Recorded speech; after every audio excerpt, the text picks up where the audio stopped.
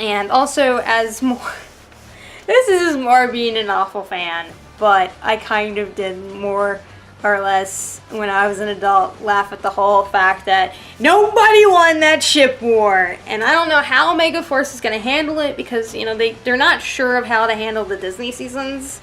Though it looks like they're acknowledging him at least through the transformations. But it looks like those two ships just sunk to the bottom of the ocean. Nobody won, and that kind of makes me the little sadist in me kind of likes that. That I really like that just went down to the bottom. But that's me being petty. But overall, for more of the mature adult angle of it, again, well, he moved on with his life. Everyone moved on with his life. He found out in Once a Ranger where Adam goes, Tommy's a doctor? I still can't believe that. It's like, wow. You know, as an adult, you move on and you meet new people, and you more or less the ones that you meet in college and further on those are the people you kind of keep in your life. You know, I didn't meet Frog when I was in high school. I met Frog when I was in my third semester at Landmark, and you know, through a mutual friend. And that's how we met. And, you know, I didn't meet him in high school. He lived in Ohio when I was in high school, and I lived in Virginia. So, you know, we didn't meet until later. And again, I like that. And I like that they kind of made, like, Haley kind of hints at liking Tommy. That was really neat.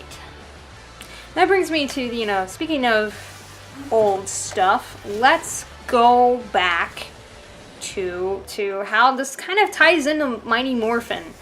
And, you know, again, you have, you know, the Evil Ranger Redemption arc. The kids are back in high school.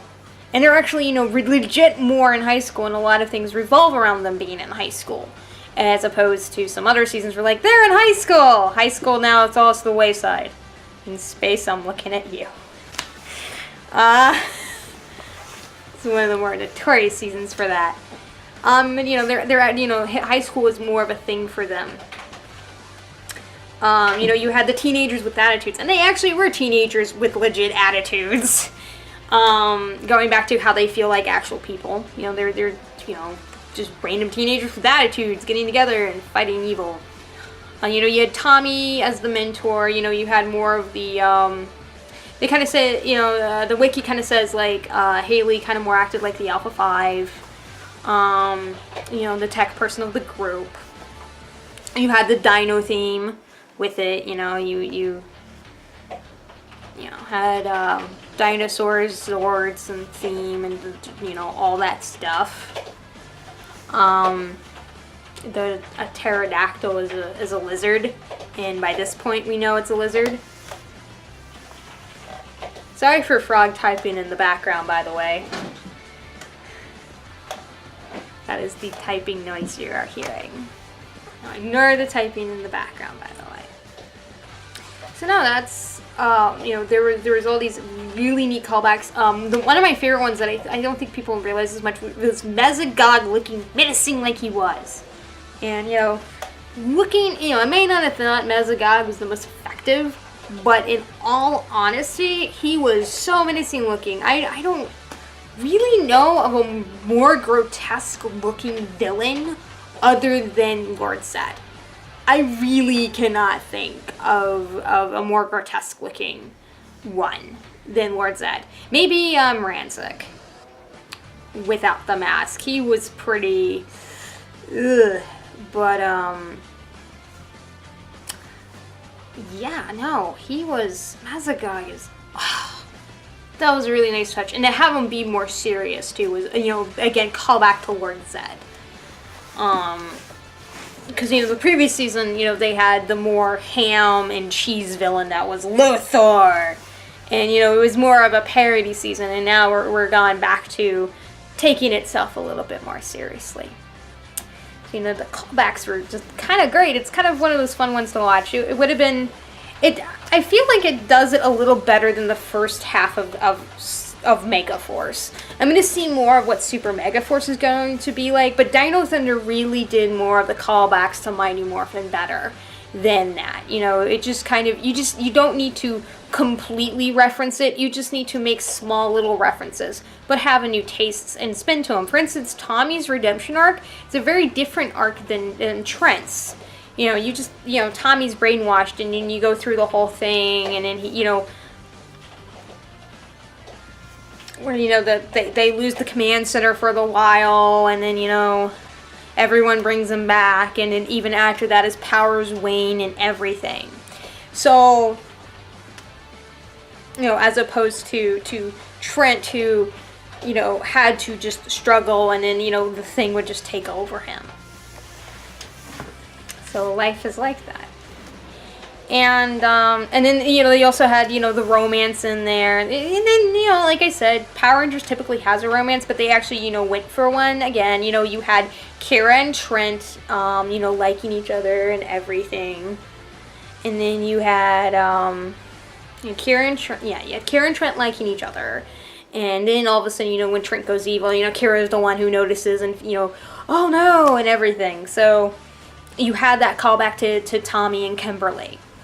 And just callbacks, but they're spun differently, and you can see the references, but you enjoy them in a new light, as opposed to the first half of Mega Force really is more, let's just reference the first season. Okay, it's kind of lazy. But, like I said, Super Mega Force might be proved to be a little bit like Dino Thunder like that. And then, finally the team-up episodes. I say that kind of loosely. Thunderstorm was very interesting, and I loved it. I liked Ninja Storm, and I liked the characters from Ninja Storm a lot. It was really nice to see them come back, and I really liked how they did this team up. This isn't as good a team up, I would say, as Reinforcements from the Future or To the 10th Power, but you're extending the story of the Ninja Storm Rangers. We're seeing what happened to them, and getting an idea what their lives are now, mixing them in pretty organically with the New Guard, with the Dino Thunder Rangers. And so, you get to see the mix in. And yeah, the one scene where the Ninja Storm Rangers kind of beat the crap out of the Dino Thunder Rangers was very interesting. But it also showed that these are trained ninja masters now. They are, the Wind Rangers are a lot more deadly than they were at the very beginning of their journey. So that was very, a good way to kind of collide both worlds. And what I like to see in a team up, which is, what happened to previous team, what are they doing now, and how is this going to affect the lives of the current team, and blending them in together. So it was, really nice and well done. And then there was the team up, which was Lost and Found in Translation. And this is debated, and I can see where people find this to be insulting. But I remember when I first watched it, when I was rewatching it in college was when I first watched this episode. I didn't catch it the first time around. And before that, I watched a little bit of Abaranger, and I knew most of the Sentai tunes. So all of a sudden, I'm watching this episode, and then all of a sudden I hear, and I'm going, the Abaranger theme? That's the Abaranger theme. So that tuned me into the episode. I'm like, okay, what's going to go on here? And they were watching essentially the Japanese take on the Power Rangers. And, it was interesting because, you had Connor going, well, I don't like this, and I don't like how they do that. And Ethan and Kira pointing out, it's like, well, okay, that's how, this is another language. They don't know what they look like, what we look like, so of course they're not going to look anything like us. Yeah, that monster is ridiculous. We've fought other ridiculous monsters before. But, it was interesting to basically have in-universe kind of the call to where Power Rangers comes from. It comes from Super Sentai footage. And, you know, I can see where a lot of people go, well, you know, you're implying that, you know, Power Rangers comes before Super Sentai. I don't think they were implying that. I think they were trying to acknowledge that this is where Power Rangers comes from, and that this may be an in-universe thing, you know, and this is another, you know, because Power Rangers are so well known, though, you know, some of them, Dino Thunder is one of those where the Rangers are kind of contained within their own city. Then I'm kind of like, okay, what?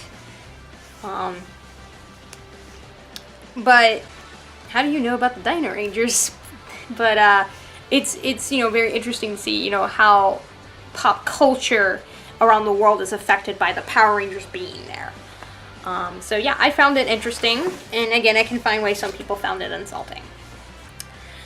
So yeah, most of all, that is what I really liked about Dino Thunder. Again, there's a lot of really good things I can say about the writing of the characters in this. You know, they felt like real people, you know, real experience, you know, old friends that don't get along anymore, all that other jazz, you know, and actual teenagers with attitude instead of perfect people. But, you know, that's how I felt on Dino Thunder, and I'm sorry, you know, again, this is a bit of an unpopular opinion, but I can see why people like Dino Thunder, honestly. And I will talk about, you know, why I don't like it when I get into Dino Thunder. So yeah, that completes my series on stuff I like and seasons I didn't like. I'm probably going to go back and do this, but I figured just to kind of end off to do other stuff. Again, I'm going to be doing kind of first reactions and impressions of Tokyo, Gaim, and Super Mega Force. Those are on Tuesdays. I'm going to be behind, 1 week behind on Tokyo and Gaim because I follow subtitles. I don't follow RAWs because my Japanese is shit. So I don't want to go into those impressions going like, the episode had cool explosions. I don't know what the fuck's going on in the story, but cool explosions. That's not what you need. And I'm going to be covering those, so Superhero Hour, essentially. Coming, I hope, in April, I will be starting to do episode reviews, starting with Mighty Morphin of Power Rangers. I've already written some. I just essentially need to record them and get recording material for that. So look out for that. And then finally, next week for the vlog segments on it, I'm going to be doing diversity in Power Rangers, and what they do, you know, what they do well, what they don't do so well in that.